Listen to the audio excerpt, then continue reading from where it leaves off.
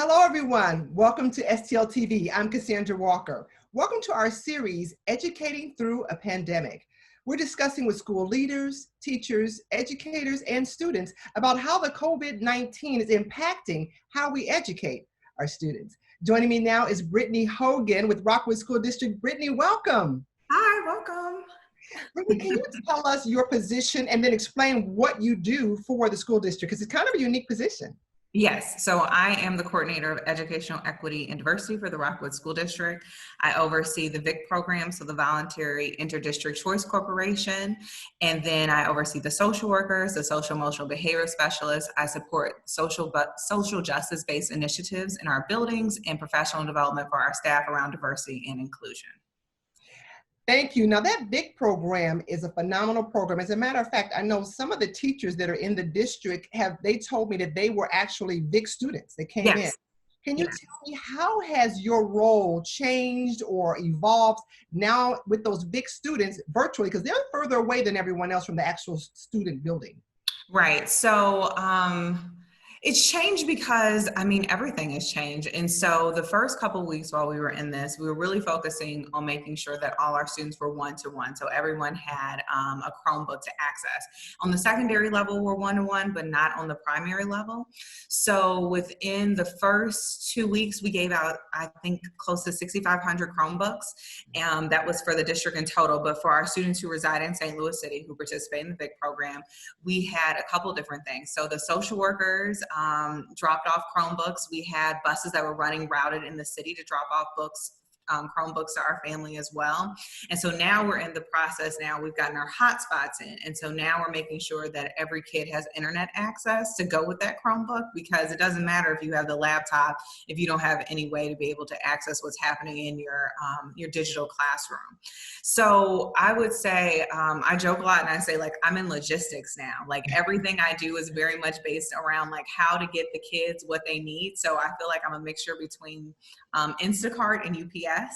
So UPS on the technology side and organizing drop-offs and deliveries, and with anything, technology is not 100%. So Chromebooks stop working, chargers stop working, and so we make sure we can swap those out for kids.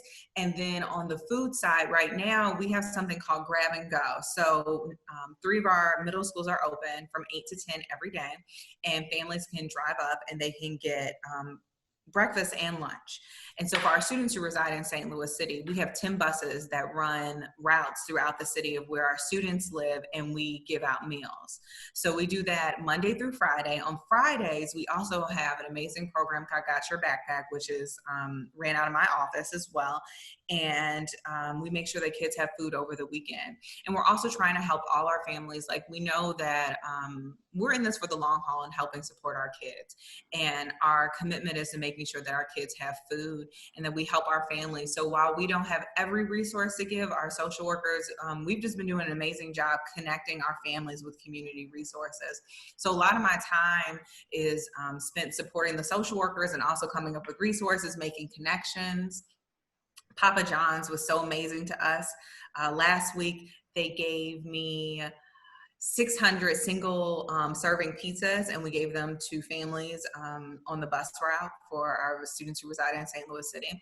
So it's been wonderful to see like how our community partners have come out and helping us support us take care of our kids. So that's really my focus. Before was always taking care of the kids. Now it just looks differently, but it's still the kids. And now I was going to ask you that, how has it changed? But to me, I know that you've always been about the kids. You know, everyone knows that about you. How has the community received what you're doing, Brittany? They already know you love them, but now you're actually in the trenches, touching hands, well, not touching, but you're going out there and you're creating new programs. How's the community receiving? You know what? I have like a list, and every day I try to get through new families, like people I haven't spoken to yet, because I've been in Rockwood, next year will be my 8th school year in Rockwood. I've been in this role now 6 years. And so for many of the families, I know the oldest kid and I know the youngest kid. And so I have kids now who are starting their junior or senior year in college next year. And then I also have kindergartners. And so the beauty in that is the relationships that I have, and like calling the families and just being like, hey, I'm thinking about you. I just want to let you know we're here. I love you. Please let me know what you need. And so I I think that's been received well. Everyone's very excited when I call, and I'm just excited to like hear their voices because I miss seeing the kids. And so if I'm not making a phone call, then I'm sending an email and I'm just saying, hey, you know, let us know what you need and we're here to support. And I'm just very grateful that we have a very giving community. And so our Got Your Backpack program is run basically off of donations. And the fire department, like we've had so many people give us donations. And so especially for our larger families, I know that it's harder, like being responsible for all these meals every day, especially when people's job situations change. And so we're doing the best we can just to make sure everyone has what they need. And I'm grateful that we have the resources to be able to help with that. So if you could sum up something in maybe a sentence or two, what would your message be to your community? Oh my goodness. I love you. I'm here. We'll get through this. We're in this together. Distance doesn't separate our love. Like distance never separates the care and love that we feel for our kids and for our families. And if you don't feel it, please let us know and we will make sure that you feel that love because we're here. That gives me chills. Oh, thank you so much. Thank you. I wish we had more time. We'll have to have you come back again and tell us how things are going when it gets a little bit further this summer. Thank you so much. Thank you so much. You're welcome. It's been a pleasure. So thank you also for tuning in. We hope that you'll continue to watch our series. And make sure you follow us on social media, Facebook, Twitter, and YouTube. Make sure you subscribe to YouTube as well. We're always here for you at STL TV. And we'll see you next time.